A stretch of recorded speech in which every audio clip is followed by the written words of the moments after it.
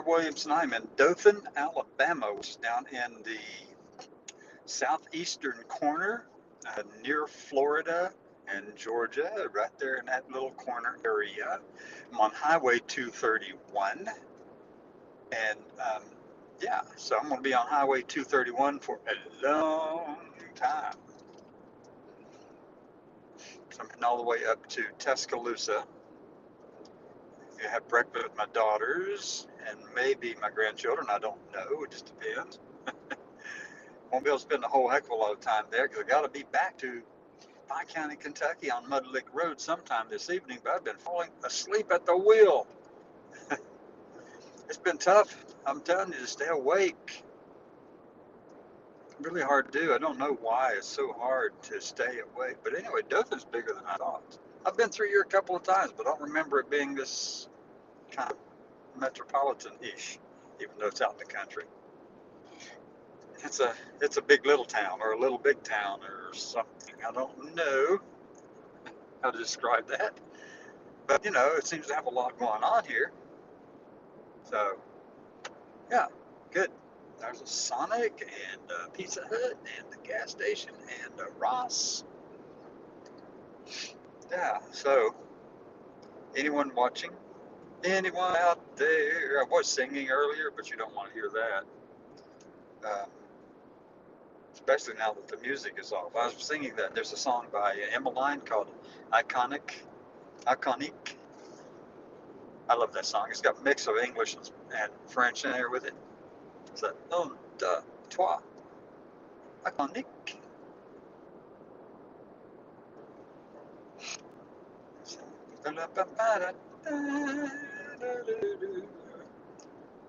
So I don't know what the speed limit says, 50. So I'm pretty sure I'm doing about 50 right now. So we got 5-star restaurants and family home center Dothan. Here to help, here, ready to win. Okay, Bama RV. Yeah, we're definitely in Bama country.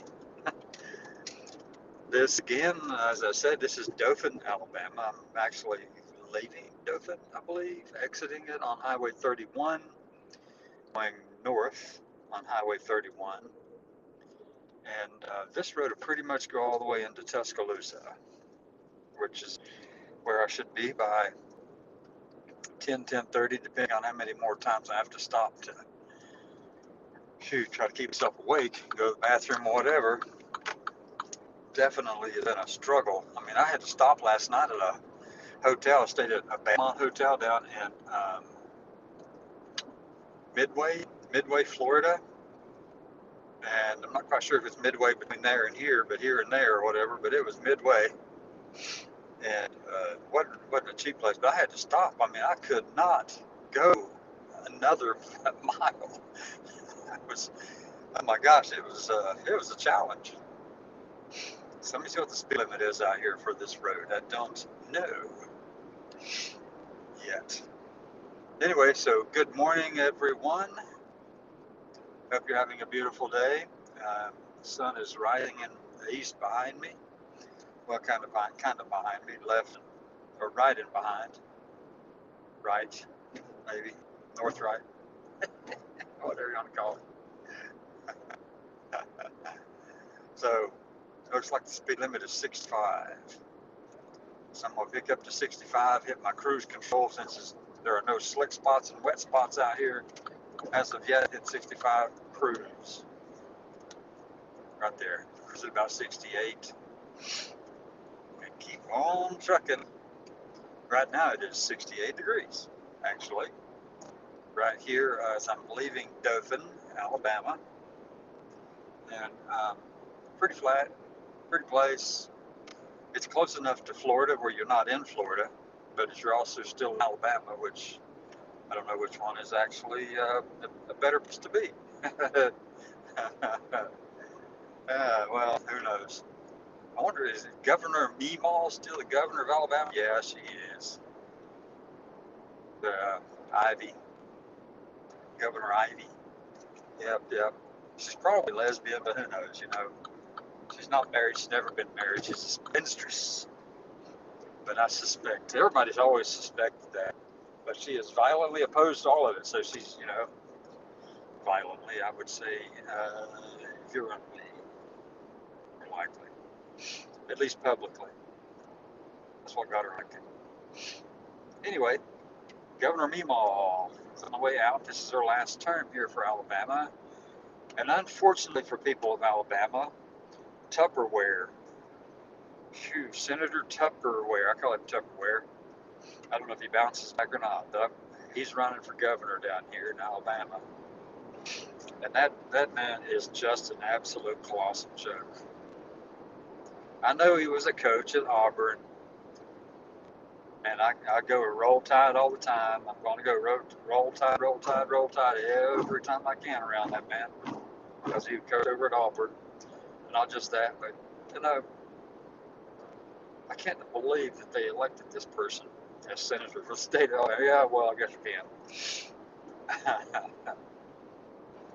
So here we are, 231, Highway 31, out of Dothan, and Wallace Community College. Yeah, okay. Midland City, Pickard, Newton, 134. Okay, so you're going to get a lot of things like this out there. A lot of commentary as I go along.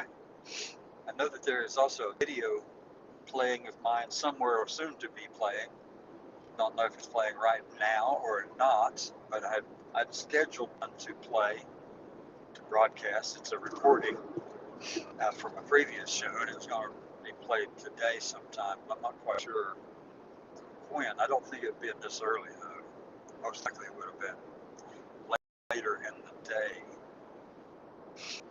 after a few people had been up for a while. So let me see, what's the mileage markers up here? Not mileage markers, it's mileage markers on the coast. Ozark and Montgomery is 83 miles away, Montgomery. And mile marker 31, that means that we are 30 miles into Alabama from the Florida line. It goes all the way down to I-10 in Florida. You pick it up down there. And so, Pickard, Pinchard? I don't know, it's Pickard, maybe. Not sure. Flashing red lights up here. I don't know what they might be. It looks like they're on the side of the road in the median area. Is that a vehicle or can't tell? That's a truck. Looks like maybe a truck. Anyways, you get it right along with me, and I have commentary while keeping me awake. Okay, it's a car. Maybe. I can't tell. Just can't see. It's a small truck. I hope they're all right. Out there in the middle of nowhere. So, I don't know why they would have ended up in the median, though, because it would have been safer and better for them to come over here to the slow side and get off this. Methinks they might have been a bit drunk, possibly. Stuck over there. There's no way that in the median like that on a Sunday morning, when they could have been over here on the safer side of the road rather than the median. Anyway, just me talking out loud. So, I mean, it's pretty here in Alabama. It's been pretty in every state that I've been through. Yeah, on the way, I came down to Florida, left Friday afternoon, about 4 o'clock or so, drove down to Clinton, South Carolina, stayed overnight in Clinton, South Carolina, and drove again and made it into Lake City, Florida at the VA there around 1:30-ish to go see my friend Bobby Reed, and Bobby is not doing well at all. She didn't know I was. I don't think she knew I was there. She smiled when I put the little Bucky's bear, little stuffed animal I picked up at Bucky's for her, in her arm right beside her while she was lying in bed. I've been told that she's given up. She just had a birthday Friday. She was either 80 or 81. I'm not sure which, but I suspect that probably. And the unfortunate thing is, it really tore me up after when I left. I was there about an hour, but it was just basically just sitting there, holding her hand or whatever, and letting her know that I was there, basically. Um, and that's a tough thing to know that someone is leaving, going, dying on you. And so I know that Bobby is tired and ready to go. Been through all this chemotherapy and everything like that, and I know that I'm just glad I had the opportunity to be there for that hour or so I was with her yesterday. Um, she wanted me to come down there and visit with her, and I did. And so, yeah, it was tough. Oh, goodness, leaving was tough. Because I suspect that's the last time I will get to see Miss Bobby. She's been a good friend for a number of years. She's a Vietnam veteran, so Vietnam War veteran. Jumped out of perfect good airplanes like 125 times into combat zones. Can't imagine doing that, knowing darn well somebody's trying to shoot the parachute off of you. She survived that, and she told me that she thought the 125 was probably her lucky number, and she decided not to push it any further. She wasn't going to do that anymore. She had enough of that one. So I know that she also has a daughter and a son. A daughter lives in Florida, but they don't talk. They haven't talked in decades. Her son, they have spoken, but they're wildly combative when they do talk with each other. When they did, I doubt very much that her son will come from Arizona to see her.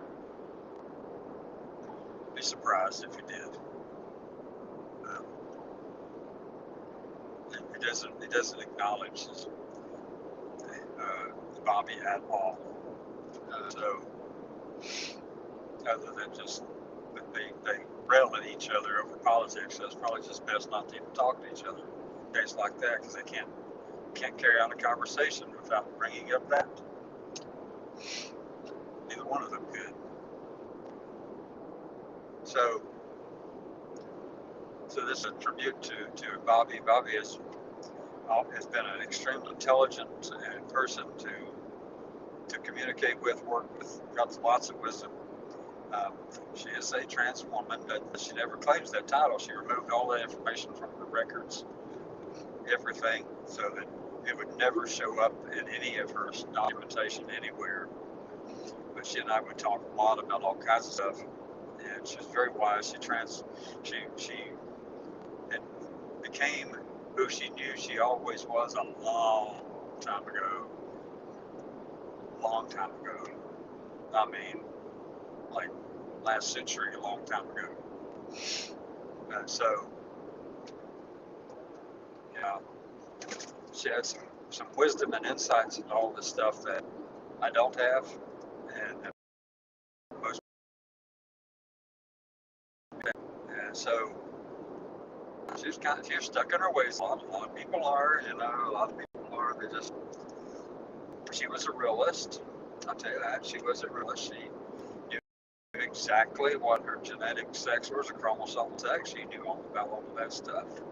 She didn't want to offend anyone or go trampling on people or challenging the right to exist freely in their spaces.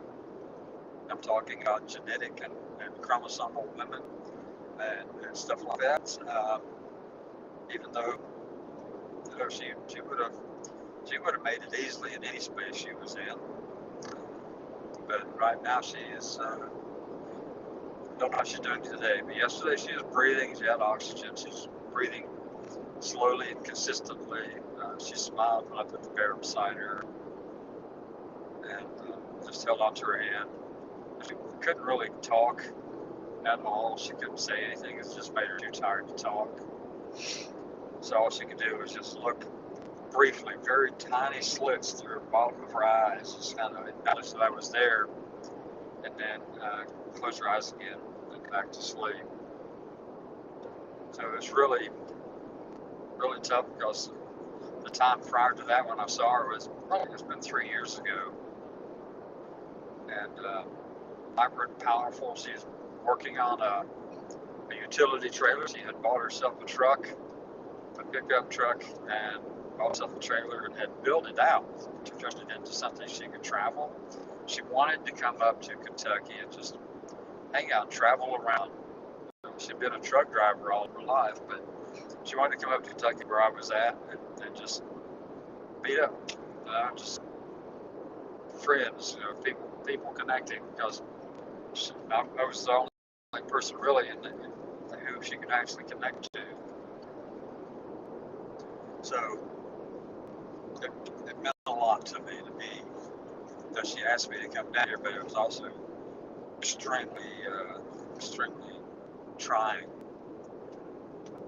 And so I don't know what town I'm in here. I've just pulled into a little town. But speed limit dropped down to 50. Junction 1, 2, 3, 4, 5, 6, 7, 8, 9. 1, 2, 3, 4, 5, 6. That's CDL testing. There's a red light. Let me see. I'm going to stay on 231 north. Whew, okay. 2-pack deals on all cigarettes. I don't need a cigarette. I don't smoke. Can't stand it, actually. All right, this diesel is 355.9 up here, and unleaded is 274.9. I don't know the name of this little town. Anybody know the name of this little town? We're in 334. We're in the western or the eastern half of the state.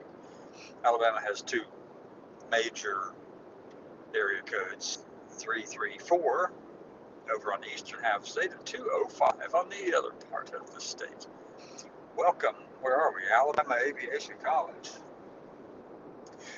There's a jet. That's a private jet. Ozark. We are in the town of Ozark. Ozark, Alabama. I wonder if they pronounce it that way because Arkansas has an Ozark, and these places try to call it differently. Oh my God. Yeah. So 50. I think 50 might be the speed limit. Let me just check. Just to be sure where we are. There's a nice little place. This says Our Place Diners. Not open. They got the bug stuck in the ground. That's pretty cool. Sutton's Heating and Air. And I just like reading the things, looking around and seeing what's here. You probably heard that. Half a mile, stay on 31 north. Stay straight, continue straight on Highway 231 north. I still don't know the speed limit through here right now. It's 45 up here. No, 40.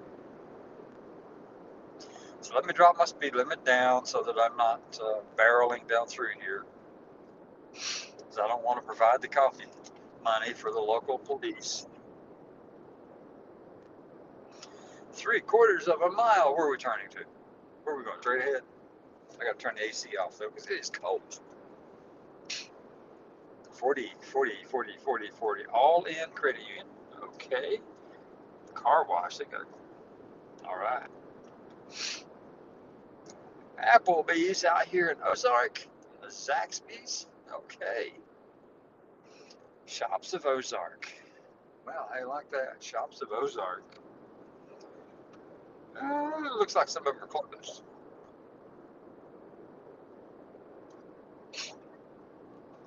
Oh, there's a Walmart over here on the right. The shops of Ozark over there look pretty vacant. A couple of storefronts closed. So let's see where we're headed next. I'm gonna guess it's 231.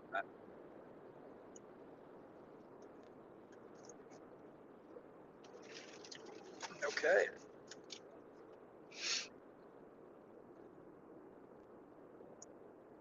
Fort Rucker. Hey, look at that. There's a Fort Rucker. Uh-oh. Police all over the place at that little gas station.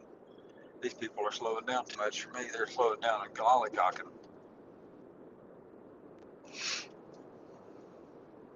There are police over there at the convenience store. I don't know what's going on, but the car in front of me decided they wanted to slow down and then turn off behind me. They were just rubbernecking. Let me see, how far away are we? Don't know how to pronounce that.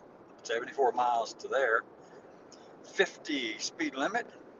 Montgomery. 74 miles to Montgomery.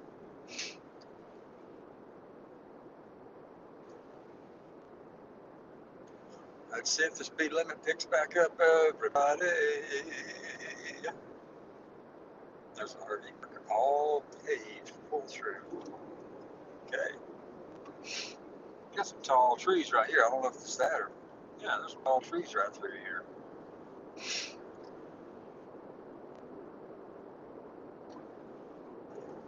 Enterprise in Troy. We're going to go up towards Troy. Boy Scout Camp Alafago. I think that's probably Alabama, Florida, and Georgia, or something like that.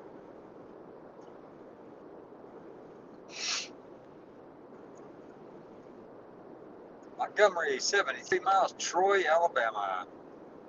What do you know about Troy? Well, isn't there a college there, a university or something in Troy?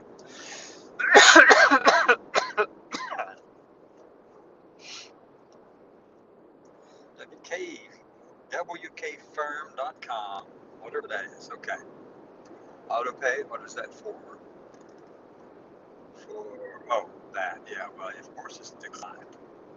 I stopped half of those things over there because I didn't like all the stuff coming out that I didn't know about. There's a helicopter stuck on a pole.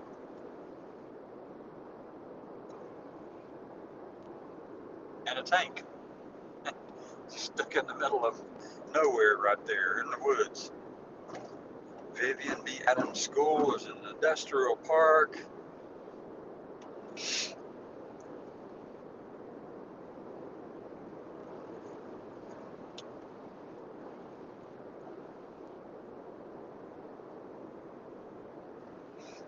Hooray, hooray, hooray.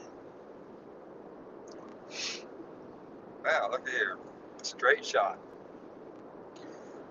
Part of the reason why I'm talking on here like this, I'm just continuing this conversation just randomly. It's kind of like a stream of consciousness talking because it keeps me awake. So you may have a long experience. You're just talking and talking and talking, actually saying nothing unless people show up.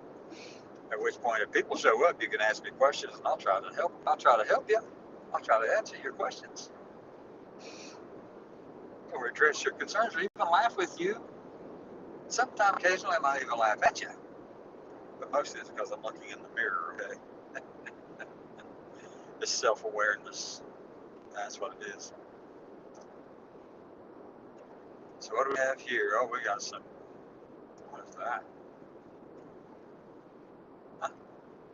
Don't know.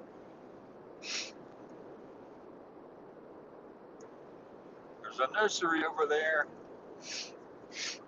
Platinum Motors. Platinum Motors looks kind of run down.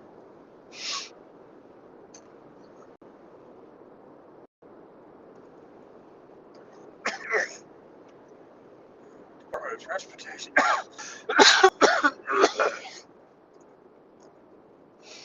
Highway Rest Motel. Let's see. It's always fascinating to look. Is that a motel? Okay, wow. That looks like his house. Could have been.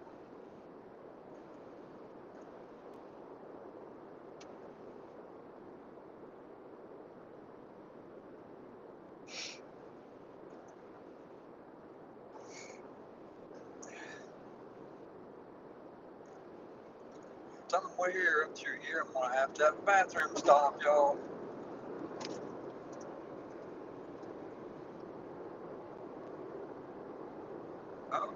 Okay.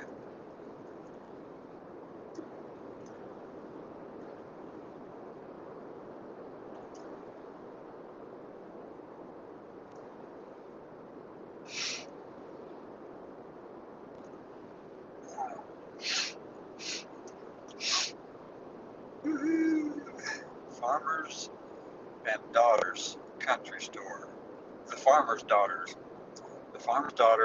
Country Store. Okay, got it.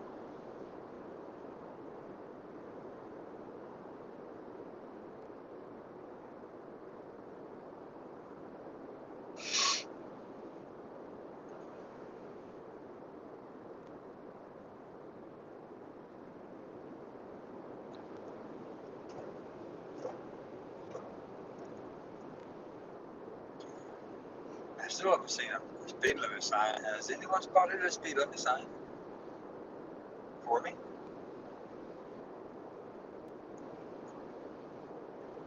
Trailers, trailers, trailers. That's a trailer world right there. Sales, service, parts, and manufacturing. They have it all right there. Okay.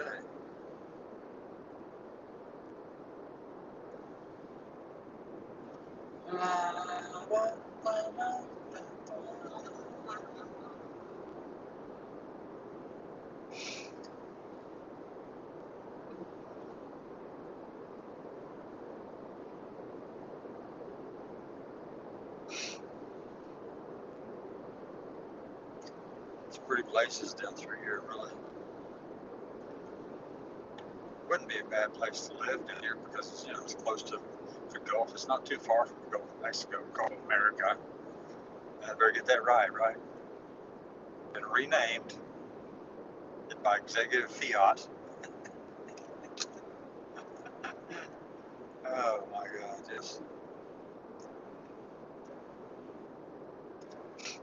I still have not seen a speed limit sign on this road. I don't have my Google map up, otherwise I'd look at that because it would tell me what the speed limit is. But it's not always right though, because you have to be real careful. Like coming out of Mudlick Road, it has a speed limit of 35. You can't go down that road at 35 miles an hour, except for one or two places where it's really straight and there's no, and you can actually see if there's any vehicles coming on your one-lane road. But it says you should be able to travel down that road at 35 miles an hour. I am telling you, you will not make it out of that road at 35 miles an hour. Jeez, you will end up in the ditch and have to get a wrecker coming at you out of Mudlick Road at 35 miles an hour. Jeez, I guess because it's a country road, they figure that's all everybody does, 35 miles an hour. But he haven't been on that country road before. Looks like got some black cows. I don't know if they're Angus cows or not, but they're definitely some black and brown cows, mostly black cows over there.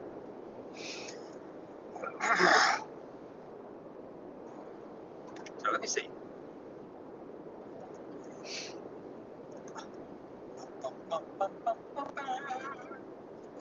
I still have iconic Line song, iconic, over on my little music thing with my Pandora on the car, but it won't play that well on this too.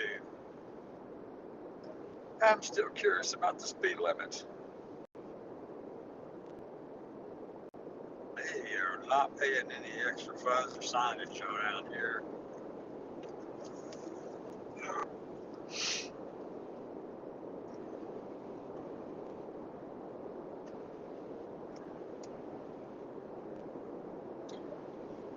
Hopefully I can get into Tuscaloosa by 10-ish, 10:30, somewhere around there.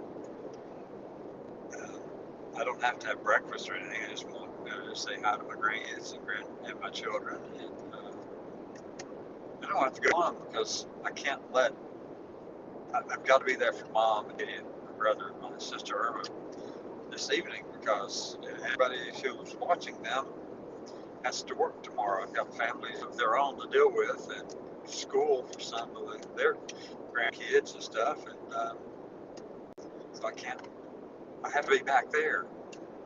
I'd love to stick around here and see everybody. There's just no way I can pull it off. And I still have yet to find a speed limit sign. Maybe soon, huh? Intersections, anybody? There's an intersection, there's a stop sign, so maybe there's a speed limit sign up here. Wiregrass Construction Company out of there. Rocky Head, Troy Enterprise. Still on 231, got the rumble strips there. Slow us down. Slow down the vehicle. Didn't do anything.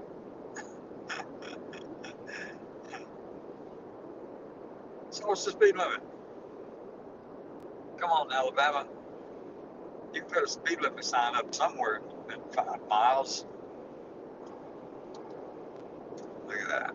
I don't see a speed limit sign. Maybe it is 65. I don't know. Well, it pulled me over and said, there's no speed limit signs.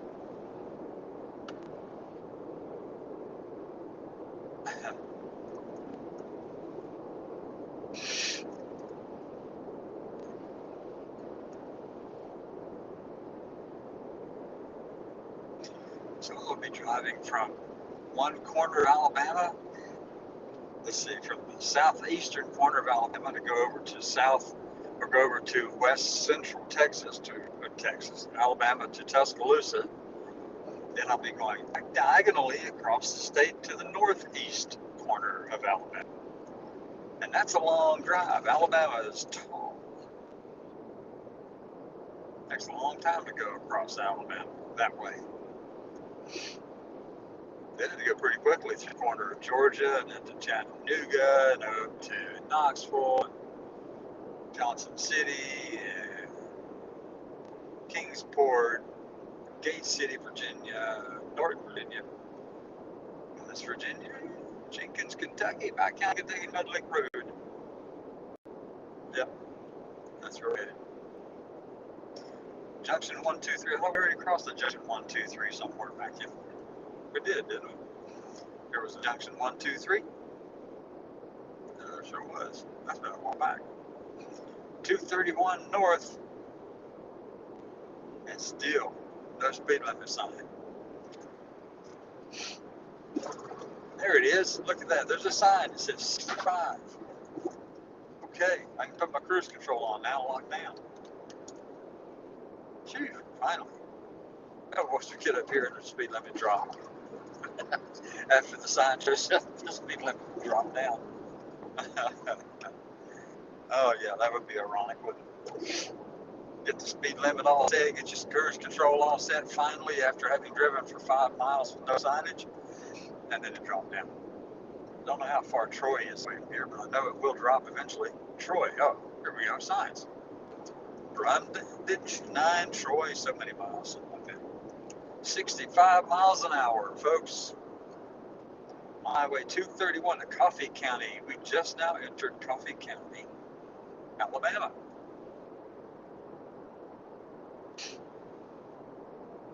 And I don't know the first thing that's huge about Coffee County, Alabama.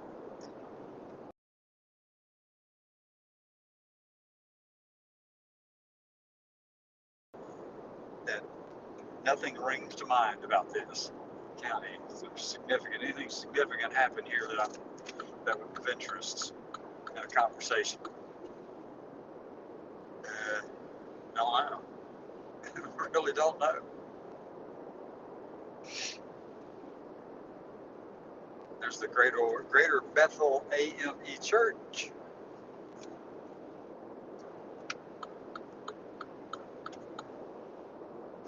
Looks like Evelyn Riviera Perez has a birthday today, according to Facebook.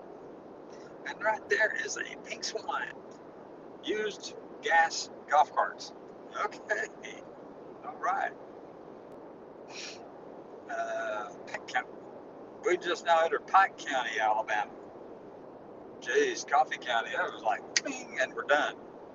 I don't know which way Coffee County is bigger, left or right side of the road. But anyway, we went from Coffee County to Pike County, and just a couple hundred feet, seemed like a quarter of a mile maybe.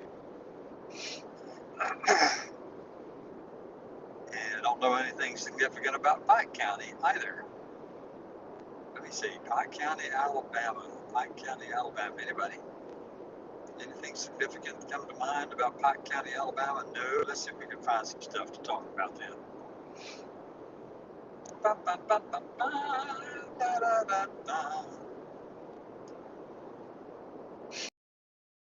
I'm pretty sure the speed limit will drop down just a little bit because we. Oh yeah, oh yeah. Here we go. Alabama Real Estate Corporation.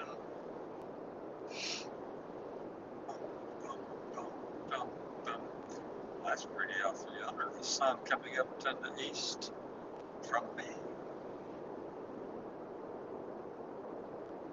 Alabama.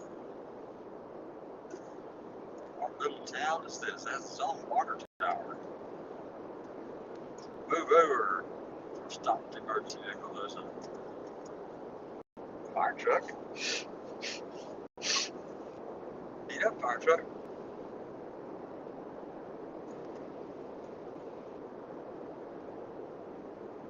Let me see what the water tower says. It says Pike County, Alabama. Church. Okay. So far, folks.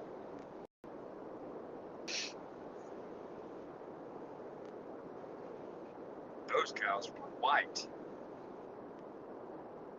I mean, white. I wonder if they're milk cows.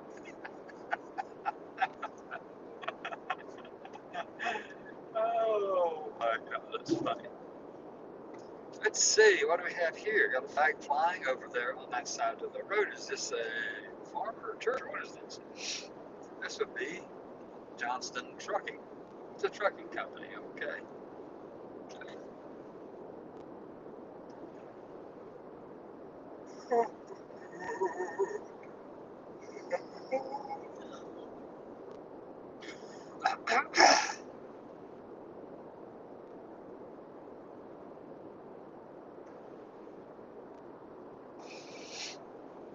Well, I hope everybody's ready for tomorrow, because tomorrow, hopefully, I'm thinking back in time I wake up, which I've got to, because you got to take care of business around the house on Mudlick Road. But we have some things coming up this week.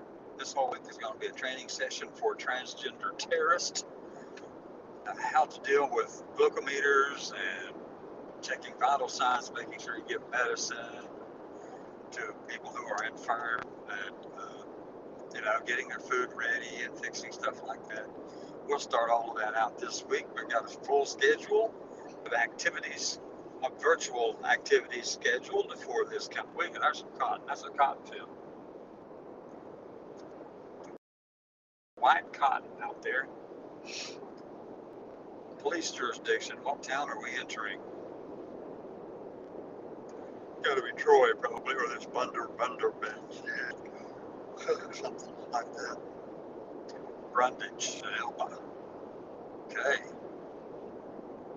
Wait for the speed limit sign to almost slow down.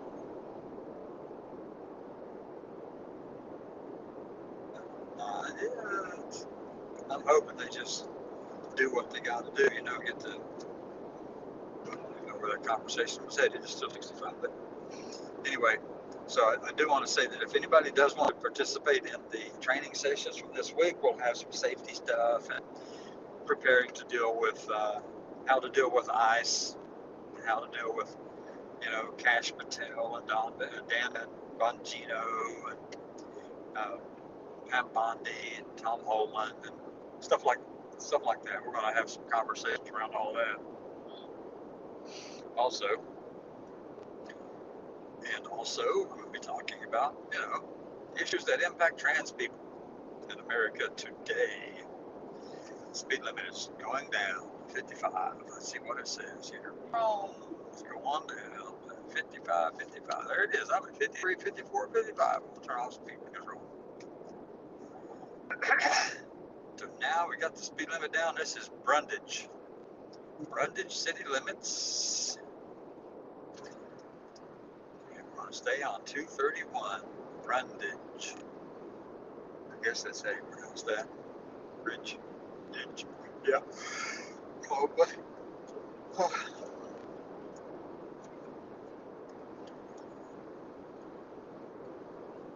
was going to say it looked like a block wall, but that wasn't a block wall.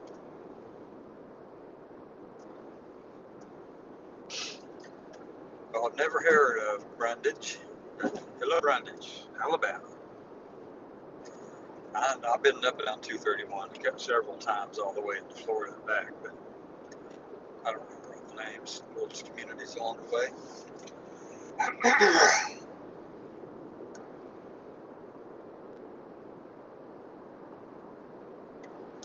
So anyway, if any of those people decide to stop by and come in for a visit, you send your Black Hawk in and you try to learn more about what I'm into. You can do that. Just come on over into Mudlick Road, there in Pike County in Kentucky, Hardy, and just drop in and say hi. Uh, just be aware that the mountains are pretty narrow, and people are live and let live kind of people right there. Okay, that's the big thing you need to be aware of. So you just come in, say hi, whatever. We can sit on. We can go sit on the front porch, and drink sweet tea. I can make some for you.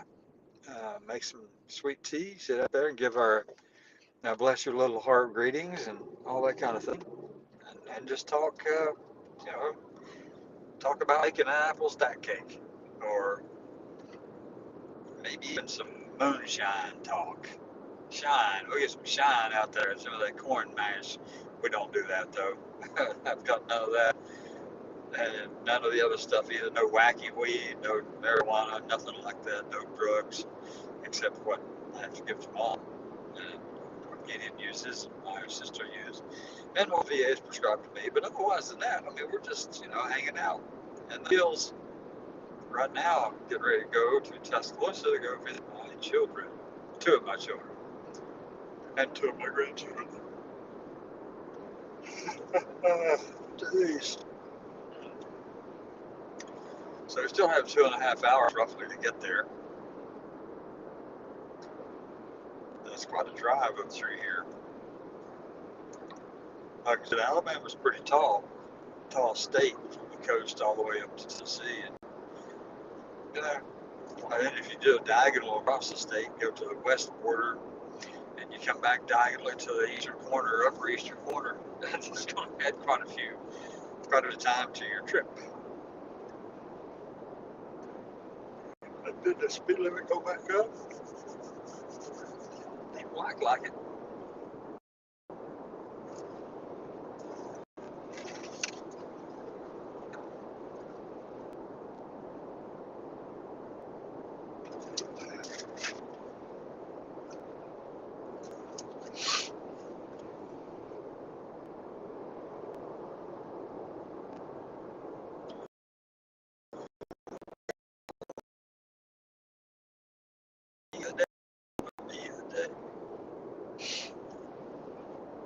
Two verses, I know that though.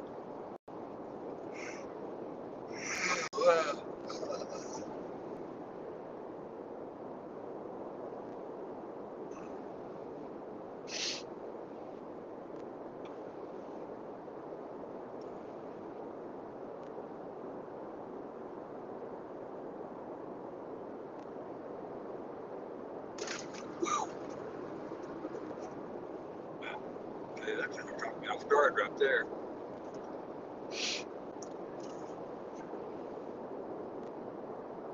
Everybody's driving fast enough. I figure it might be 60 speed limit here. Hi, whoever's watching.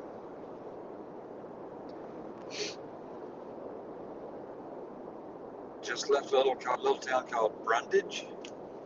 It's in Pike County, Alabama, way down yonder in the cotton fields. Yes, there's cotton here too, by the way. Quite a bit of it. I've been driving by. You see the white tops of the cotton fields mostly on the left side, but not the right. Curious.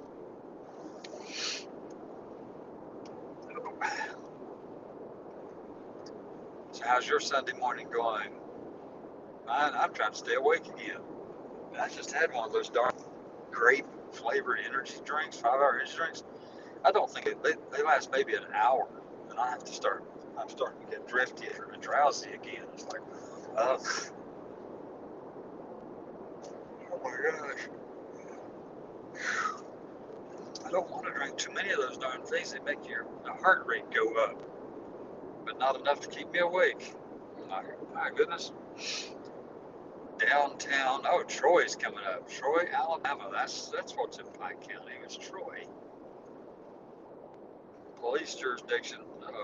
Speed limit is 55 now. Strictly enforced. What does that mean precisely? I mean, let's be very clear about this.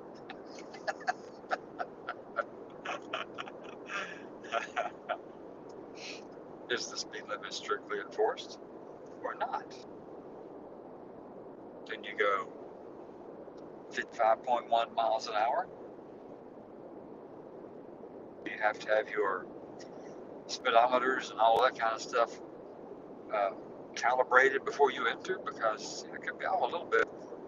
And the other question is, how many people are they doing this to anyway? Now, there's a lot of people that did everybody. But anyways, well,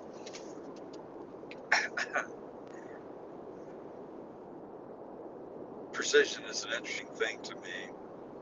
You get all these people making absolutes, like over Twitter and things.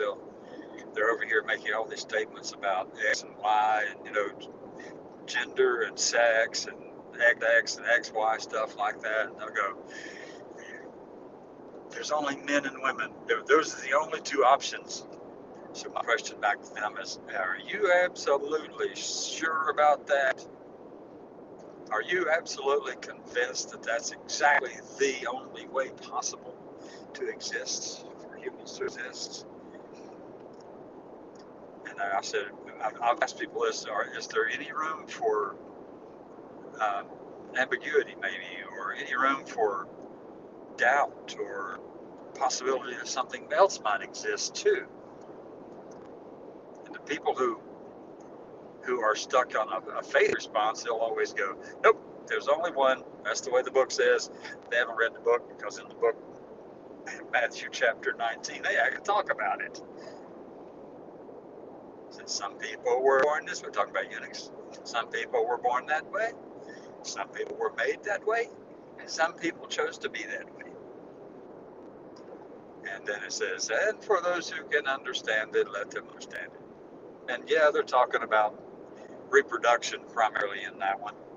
But that's not all that is, because Philip went out into the desert in Acts chapter 8 and visited with the eunuch from Ethiopia. And guess what he didn't do? He didn't chastise that person for living as themselves. He didn't chastise them at all. All he did was exactly what he'd been asked to do: go out there and tell about Jesus, so he could pass it on to Ethiopia, the Queen of Ethiopia. And that particular set of things that came out of that, there's a whole Bible. It's they don't even call it that little thing, but there's a whole book of Ethiopian Christianity that they've had for antiquity, that the Europeans completely excluded in their understanding of interpreting of the Bible and the languages and all that. So, yeah, I think Philip kind of set them on that path, but he did not challenge that eunuch at all. Not at all. He didn't exclude him, and didn't refuse to talk to him, and didn't accuse him of being a groomer and all that kind of crap.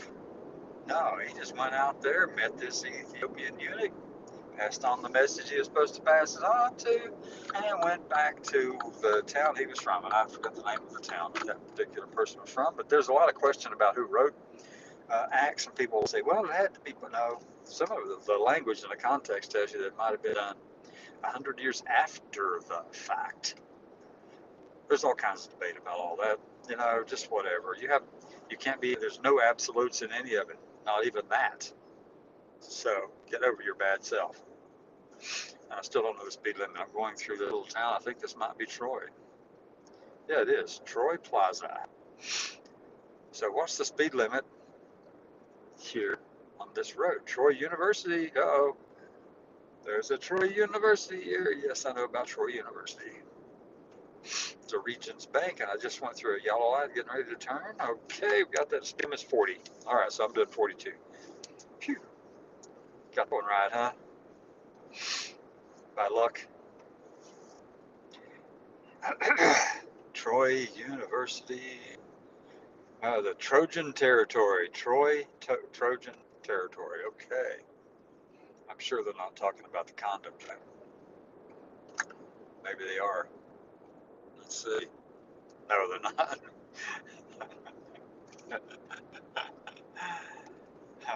Play on words, people. Play on words. Come on, gotta have some fun. We're heading up to Montgomery, folks. Uh, this could be interesting. How far away from the Florida line are we here? I'll get you a mileage marker, I'll tell you in just a minute. City trends, this would be pretty nice here. I mean, step and style. The only challenge is this fact that it's Alabama and it's one of the most progressive states in the nation. Well, along with Mississippi and Louisiana.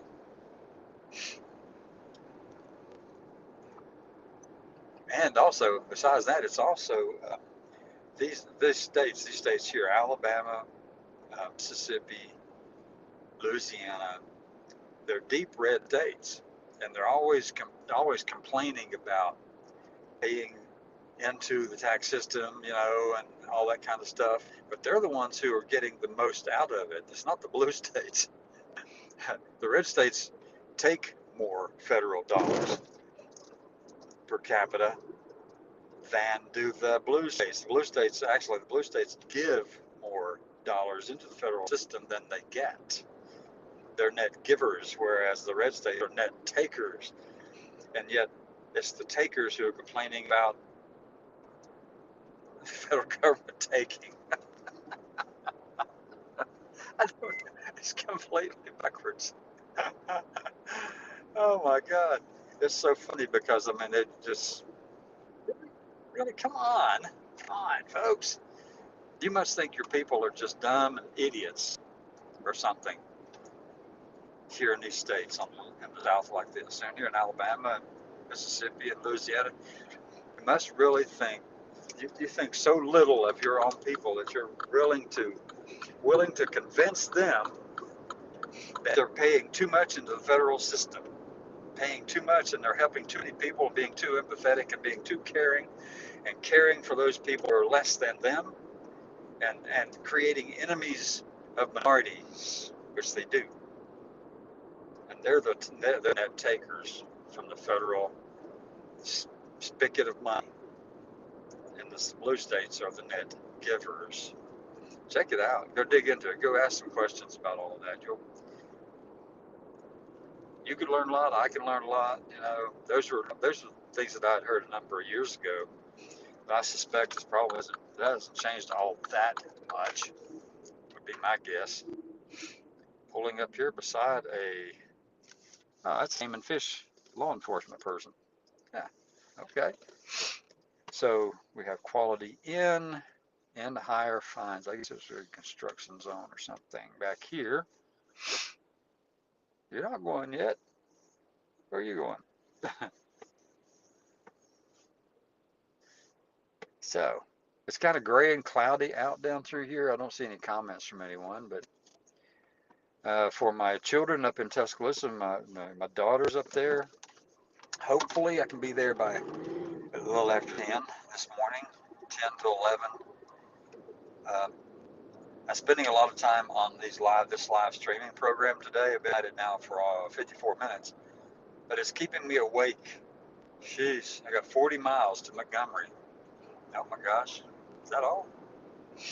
Wow, okay. Oh, that's cool. 40 miles to Montgomery.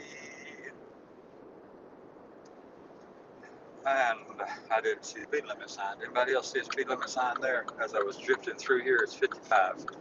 And I'm doing 67. Uh-oh.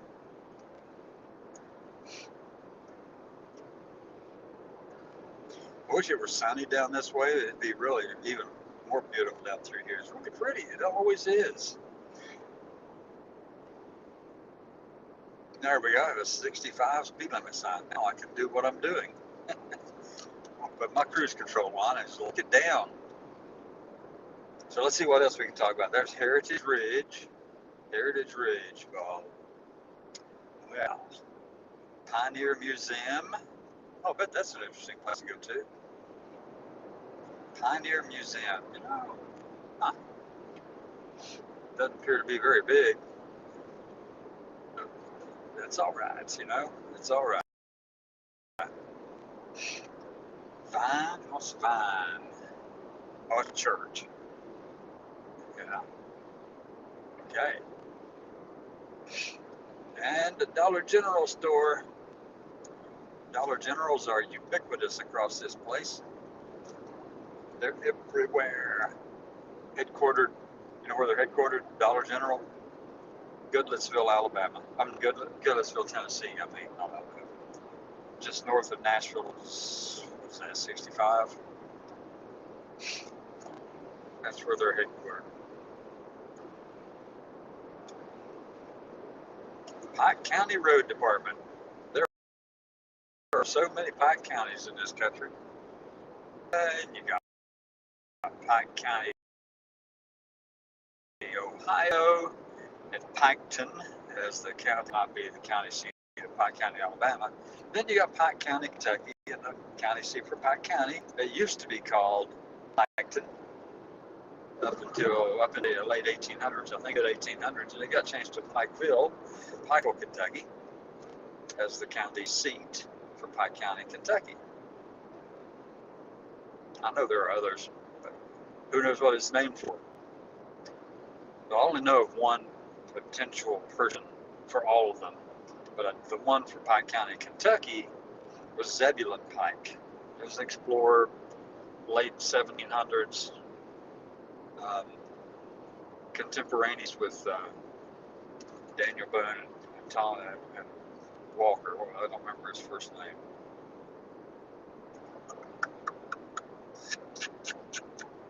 Tom Walker? No, I don't know if it's Tom Walker or not, but anyway, he was an explorer. He was an explorer just a little bit before Daniel Boone. Anyway, so Zebulon Pike, and there are cities in Pike County that are called Zebulon, and there's the county called Pike, and Zebulon Pike probably never set foot in Pike County, Kentucky, but everybody was enamored with him and thought he did a good thing, which happens a lot.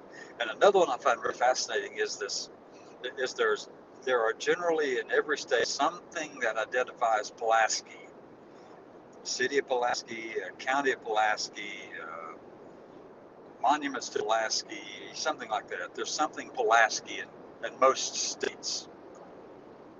Do y'all know who Pulaski is? Casimir Pulaski. Casimir Pulaski, he was a Polish officer, Polish general who came over and helped George Washington. He was at Valley Forge for George Washington, and so was I think it was my fourth or fifth great grandfather on my mom's side. Henry Staff was there at Valley Forge, and Henry Staff also served at Brandywine in the Battle of Brandywine, and different battles in the Revolutionary War. But Casimir Pulaski was here at that same period of time, and he was helping George Washington kind of, instill some training and order to the army at the time. And Casimir Pulaski, as I said, was a Polish general, very well known, very well respected back then, and everything, and all of it. Then he was a cavalry person, and he basically was the father of the U.S. Army's cavalry units. The cavalry was formed as a result of the work that Casimir Pulaski did, the Polish general came over to help George Washington during the Revolutionary War. But here's the thing that's really fascinating about Casimir Pulaski. Casimir Pulaski,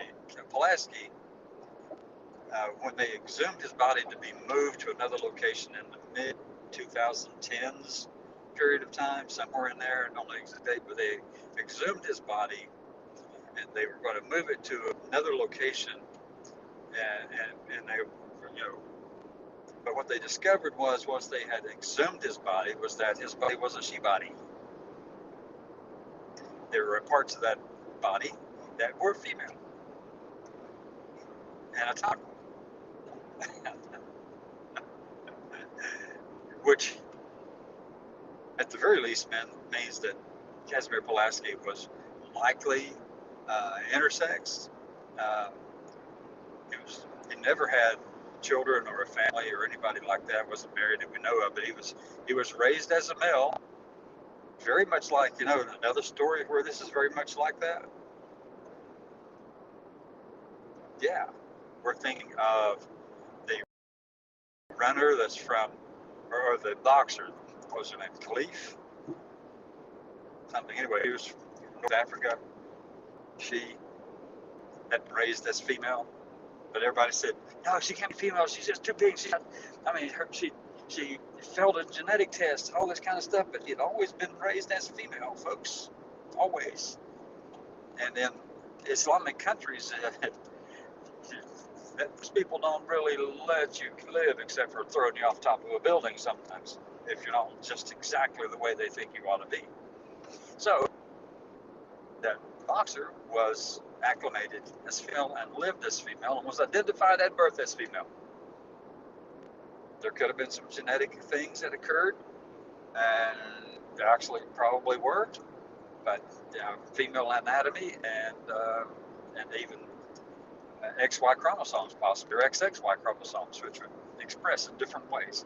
There's variability in that. So that's what Casimir Pulaski was likely, that same kind of situation, but on the other side of that, from raised as a male, identified anatomically as a male, also had female characteristics. So, what do you do with that, huh? Yep. The right never really talked too much about that. I mean, it kind of just went under the radar. There's still a lot of questions about that because no one knows for sure the situation that was involved, because obviously for Casimir Pulaski, raised as a male leader, as a general, Polish nobility, obviously, and then had anatomical challenges, not challenges, but an anatomy that made this person be identified hundreds of years after they had died and were buried as being not quite male enough. So, I mean, that's an interesting thing, isn't it? It makes it very fascinating, because that tells me that there's nothing that is absolute, that anyone who tells me they're 100% sure that this is the way that this is supposed to be, XXXY or man, woman, that's the only thing, that's the only possibilities, they don't know squat. And when they tell me that they're absolutely convinced, 100% sure that's exactly the way it is, that they know that's what it is because such and such says it's that way, well, the such and such said it that way is wrong. And your interpretation of such thing that said it that way is wrong too. Because it's just not the reality. So, yeah, I mean, it's all fascinating. Orion. I just entered Orion. Oh no. I don't see the belt. I don't see the sword. Where are you, Orion? So anyway, it's people's lives are fascinating, and their anatomies and their way of living their lives is fascinating. It basically boils down to this: if you live a fulfilling life and you do so in an honorable manner, you do so respectfully, you do, and all that, why on earth is it anyone's business how you express yourself or live your life, as long as you're not being a freaking nuisance to anybody else? Entering Montgomery County, and if anybody else is offended by all of that, well, that's on them, because they have the wrong interpretation of whatever it is they're relying on, whether it be their science, their feminism or not feminism, or any of those different topics, whatever it might be. They need to reassess all of those things, don't you? Really do. And then it comes back to this too. Many of you have probably never heard of Albert Bashir. And Albert's not the only one.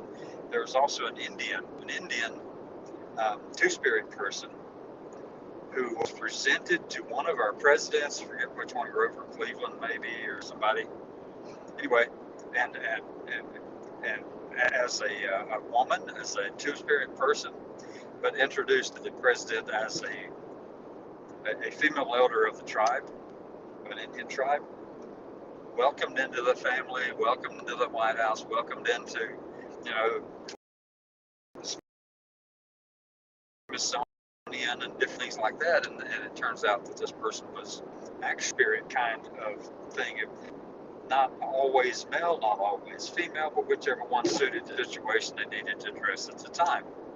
And I don't remember that person's name right off, but it's historical. I mean, over there, this person lived that way. This was in the 1800s, late 1800s. Okay. Yeah, really. Always been around. Albert Cashier immigrated to the United States about a year or so before the Civil War started. I don't know the name they immigrated under. I don't even know. I mean, it's stuck in a record somewhere, but I don't remember it. I'm sure it's out there somewhere. But Albert lived in the United States as a male because that's the only way that they could gain the privilege and gain the abilities and skills that they needed to be able to live freely here. You know, dressed and presented as male at least a full year prior to the Civil War. And they realized that that's the privilege, that the men had the privilege in this country. Women did not. No other minorities did. White men had privilege and access. And this person, Albert Cashier, lived that life. When the war broke out, they joined the Union Army, served in the Union Army, served at the Battle of Vicksburg, served in several other campaigns, was captured by the Confederates, escaped from a Confederate prison, went back to his buddies in the Union Army and continued serving, served honorably, got out of when the war ended, got out of the military and received a pension. Received a pension all the way up until about 1910, folks, 50 years. Receiving a pension as Albert Cashier, this person who had served in the Union Army, whose buddies accepted him as him, who completely accepted him and worked with him and respected him because of the things he did with them in their unit, in the Army, in the Union Army. I'm going to tell you, in the Union Army, it's not a piece of cake. That was a tough life, folks. Very tough life. Yeah, stand up right there. Just point your gun that direction, and hopefully that cannonball won't roll over you and knock you down. Yep. Or bayonet charges. Here we go. Now look. Albert served honorably in the Army and got out and got his pension and received it up until about 1910. But there was an accident that occurred, and I think the stories are it was an accident involving a car, and one of the modern cars of that time got hurt by a vehicle, got taken into the hospital. The doctors checked Albert out, was going healing him, working on him, trying to make sure that his injuries were repaired and taken care of and addressed, and discovered that he was anatomically female. This was a person who was very likely XY male, discovered as living as an XY female, living as an XX. Now, let me get this back. Born as an XX female, living their life as an XY male, and completely accepted as that. For 50 years after the war. Jeez. But as soon as they discovered that Albert was anatomically female, the Army was notified, the Army stopped paying the pension. Then the Army started getting all of these notices from all of Albert's buddies, and they all rallied together. Once they figured out what had happened, they came to Albert's defense and persuaded the Army to reinstate his pension. But when the doctors had discovered that Albert was living as a male but had a female body, guess what they did? He was immediately sent to an insane asylum and forced to wear dresses. He hadn't worn dresses in his entire adult life, primarily. He hadn't worn anything that was female identified at all. So they shoved him into a mental health institution, tried to force him to be something he was not. And all the while, his buddies he had served with in the Union Army and about different campaigns all came to his defense and continued to be representative of him, who defended his right to be himself, because they had served with him. You don't see that today, very rarely. I'm sure it's out there, but today we got people in the Army because they're, transgender. Who's coming to their defense? Doug Collins is not. He'll get lumbered the instant he does something like that, and he won't do it anyway because he's got his religious beliefs that kind of cloud his freaking mind. So Albert died in a mental health institution. I believe that's the end of that story. That part of it there, a little bit cloudy on that. But when he died, he had been in an insane asylum for a while. That forced him into wearing female clothing. But when he died,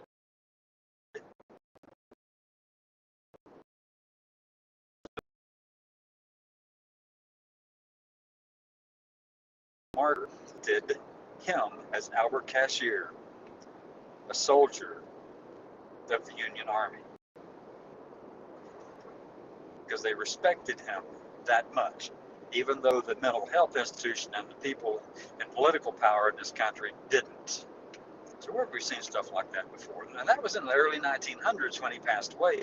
He was injured in 1910. I think by the 1920s, somewhere around in there. I think it was, if I'm not mistaken, I'm not sure of that particular timetable right there. But when he died, when Albert passed, his surviving Union Army buddies made sure that his monument, his tombstone, reflected him, Albert Cashier, soldier, United States Army.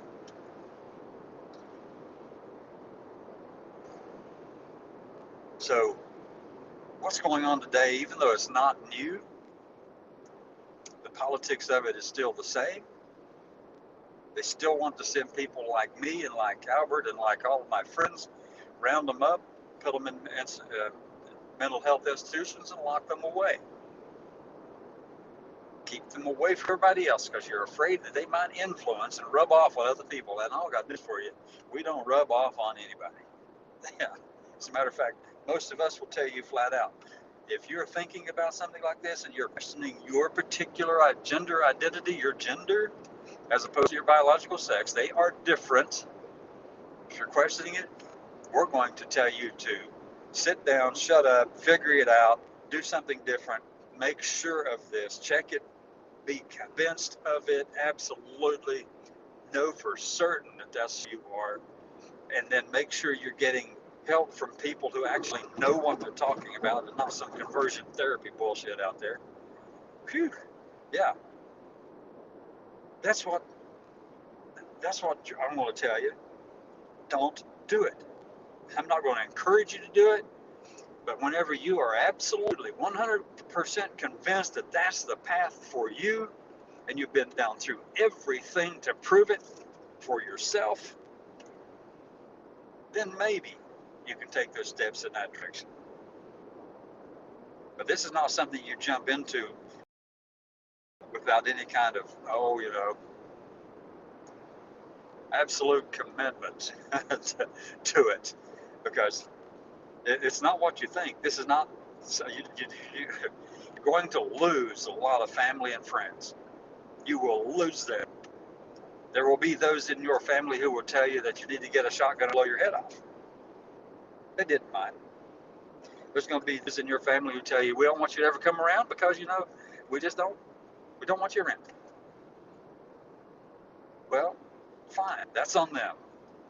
Don't you get yourself all in the wild about all that kind of stuff, because it will pass. But you just have to live your life. Now, if you're convinced that you can survive all those kind of things, and you've got a team with you that is supporting you, fine. But man, you better be damn sure. And then, if at some point in the future you decide that that's not for you, Well, that's fine too, because that's all part of the journey. There is no end point in this process. There is no end to you finding out who you are. It's a process. For me personally, I'm done. I'm completely happy with who I am right now at this point in time. There is no possibility that I want to go through transition again. I'm not going through transition. I'm just not. I'm done with it. Who you see and who you hear and what you get, this is me. I use the words transgender and trans whatever and trans veteran and trans person or a trans woman, knowing that that is my gender and not my biological sex. I know that my genetic sex, my chromosomal sex is XY male. I know that my anatomical sex initially did match all of that. It doesn't now, and it's none of your freaking business if it doesn't. So I'm not about to go change everything all around. I am where I need to be. Many people will get there. There are those who will get there after many, many years. They'll go back and decide that they want to explore a different route. That's fine too. That's their path. That's them. You have nothing to do with that.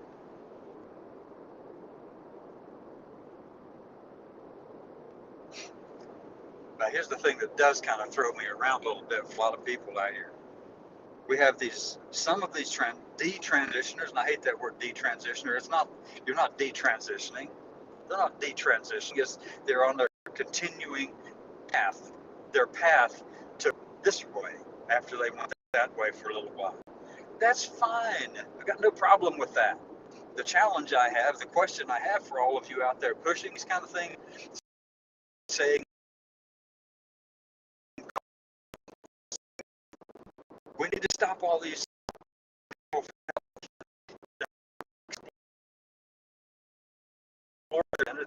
anyway. You might as well have a little bit of control over it and a little bit of compassion for it. Let them do that. But for Chloe and any of the others out there who are trying to tell people to stop it all because they were harmed, well, I'm sorry they were harmed. I really am. I'm sorry that something happened to them that they feel like they got hurt and that something happened that they couldn't back up and change or whatever. But Chloe and different ones who are detransitioners who are talking about this, making a big deal out of it, who are being pushed by the right side of this country to say these things, they are one out of a million. What gives them the right to speak for a million people? To speak as if their voice matters more than a million of us who are happy with who we are. They don't have that right. But yet, the way it's being presented is, you got to stop it all. You got to stop it all because you got one person who got hurt, or two people who got hurt, or 10 or 20 or 50 people got hurt out of a million had harm as a result of it. Do you know how many people regret their surgeries, regret any kind of medical procedure, including knee surgeries, cancer therapies, any of the, you know how many want the regret rate is? It's far higher than the regret rate for people who go through transition. But the way it's been presented by the right is that it's a massive problem and we got to protect all these people. But it is not a massive problem. It's a massive problem for that individual, sure, but that individual represents only one person, them, period. They are a representation of only one, and that would be themselves. But yet, to hear it from all the right and all the pundits over on the right side, and Fox News and the influencers over on X and from Elon Musk and all these people, it's the biggest deal in the world. That one person felt that they had been pushed through all this stuff and had been shoved on them. But what about the million people who actually it didn't occur to them? That those things didn't happen to them? Why are you not talking about them? Oh, wait, it doesn't fit your narrative. It doesn't fit this narrative that you want to attack all trans people, that you're just going after them, period. that you don't want them around. You're using Chloe and others like her to further your narrative, which is anti-trans, anti-LGBT, period. All of it, complete, total. But yet you don't spend a lick of time talking about the people, the million of them, 1.5 million are happy with their lives.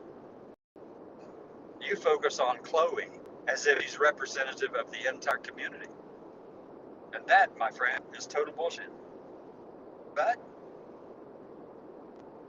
what are you going to do? You're going to sit back and do nothing? There are not enough of us to be able to raise a big stink about that. Chloe is going to be that model that's used in state houses across this country, along with Riley Gaines, who has a beef about trans people that she competed against, and she didn't even lose to these. She didn't lose to these people. she, oh my God, another story altogether. Millions of us, and yet you got one or two butthurt individuals who are claiming that they are so butthurt about all of this stuff that happened to them that they want to make sure everybody else suffers as a result of it. Well, for me, I'm not going to let them get to me. I am happy with who I am. I don't care what they think about it. I'm done with that. But those people have no right, no moral authority to stand on whenever they're coming out here going after the entire community based on their personal experiences. The harm that they say they suffered. And, oh my God. Why is that? Why on earth does anyone think that because Joe Schmo got hurt during, let's say, a knee surgery, that he is dissatisfied with it, that he regrets ever doing the surgery on his knees?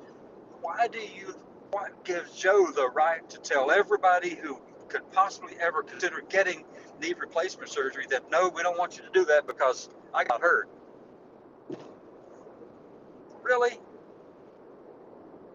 That's what we're saying. That's what Chloe's saying. Joe goes out here and says, announces to the world, my surgeon messed up. Well, let me just give you a personal example. My shoulder right here, left shoulder. Surgery over about a year and a half ago now. It has not healed up correctly. And I've attempted to do physical therapy on it. But it does very little good for me to do that because I have to deal with the family. I've got to pick people up. I've got to move things around. Who would I be? And what would you think of me if I went around saying, no one needs to have torn rotator cuff surgery because look at my shoulder, it hurt. It still hurts. But you don't need to do that. You don't need to have your shoulder worked on because, my example right here is the one that you need to pay attention to and focus entirely on that. Because, that one thing happened. It could have been a doctor messed up. It could have been any number of things. But that's my experience. What kind of person would I be if I demanded of the whole country that you stop all torn rotator cuff surgeries because of my bad experience? Would you think that'd be rational? Would it be right for me to go out creating this huge storm and having everybody over here and the media pundits and all these talking heads and everybody saying, oh, Cassandra's out here, she said she got hurt on this torn rotator cuff surgery, so we're going to have to pass some laws and write some new things that restrict that kind of care anymore. We don't want people getting hurt. That one person out of the hundreds of thousands of people have had those kind of procedures done on their shoulder. We don't want anyone else to experience that, so we're going to write laws that ban that kind of procedure from ever happening again because Cassandra was hurt. How stupid that sounds, Chloe. And whatever the other person is out yonder, the old guy, the old geezer, who's been around every state house in the country talking about it. I forget his name. I sat beside him one day and I just gave him down the road over him. I mean, who really think of it like that? Just think of it like that. Let's say that you went to the doctor and you had a wisdom tooth taken out, and it took years for it to heal back up, where it didn't hurt so much anymore, and it just kept hurting and hurting, and you hurt so much that you wanted to have the doctor put the tooth back in. You thought maybe that would help fix it, but you couldn't because your mouth had already been changed so dramatically. Couldn't be put back in. Do you think it would be right for you to get on board all this stuff, all these new laws and bills that said we have got to stop all of these oral surgeries that take out wisdom teeth because so and so got hurt about it? It got hurt. They got hurt so bad they couldn't fix it, and we've just got to be considerate of those people right there who got hurt. So we're going to write laws to ban these procedures until we know more science. Do you know how stupid that sounds? Really? Come on. That's what Chloe's doing. That's what Riley Gaines is doing. Oh, I got hurt. Somebody beat me in a race. No. Well, there are some differences in that one with Riley Gaines. Yes, I get there are some differences and distinctions right there. I get that. I understand it. Yes, there are. But the process of thinking is still the same. And right now, I don't know what town we're in, but the welcome sign down here says X adult. It's gone now. Down here in Alabama, you're going to find all these adult superstores all over the darn place because, they just don't want to call them what they really are. It's like, the dildo shop. That's offensive. But I do have to stop up here at this little gas station. I'm going to have to go in. And I'll terminate this for just a little bit and then come back in. I've got to go through. But I have been staying awake, though, for the past hour and 28 minutes, which is a huge help because, oh my God, I was not actually being awake. I was falling asleep a lot. Anyway, I'm going to get some gas here. And this is a racetrack. And let me pull up to a gas pump over here. No, I'm not going to head north to Taylor Road. All right, we'll stop at the gas pump. So I'm going to turn this off and come back because that's an hour is quite a bit of time, and maybe we'll have a different conversation in a minute. I doubt it because so many of these conversations are fun to me. Bring your friends. Let's check it out here in a minute. And by the way, just remember that if your shoulder hurts, go ahead and try to figure out a way to ban the whole procedure for the entire country. Be back shortly.